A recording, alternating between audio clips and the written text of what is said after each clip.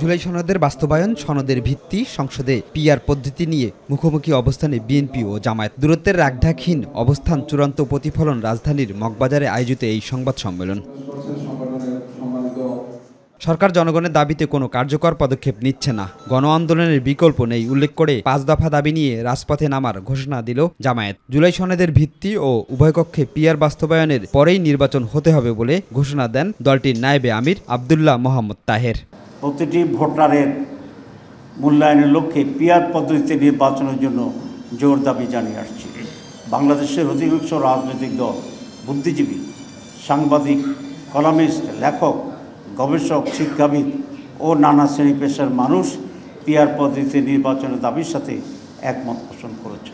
এ সময় জাতীয় পার্টি ও ১৪ দলের কার্যক্রম নিষিদ্ধের দাবি জানিয়ে রাজধানীসহ জেলা ও বিভাগীয় শহরে বিক্ষোভ কর্মসূচির ঘোষণা দেন তিনি। 18 সেপ্টেম্বর রাজধানী ঢাকায় সমাবেশ ও বিক্ষোভ মিছিল।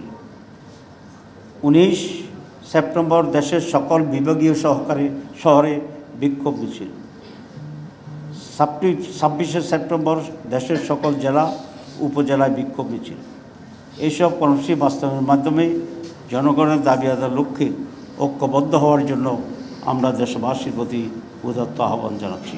একই দিনে যখন অন্য 3টি ইসলামিক দল প্রায় একই ধরনের দাবি নিয়ে সংবাদ সম্মেলন করছে, তখন এটিকে সরকারের বিরুদ্ধে যুগপৎ আন্দোলনের অংশ নয় বলেও দাবি করেন তিনি। যেহেতু দাবি একরকম, প্রত্যেকটি দল তার মতো করেই মাঠে কর্মসূচি দেবে বা দিচ্ছে। দাবিগুলো মেনেই ফেব্রুয়ারিতে নির্বাচন সম্ভব, তবে সরকার কোনো রাজনৈতিক দলের চাপের কারণে যৌক্তিক দাবিগুলো মানছে না বলেও মত তার। শিমুল খান, মাই টিভি, ঢাকা।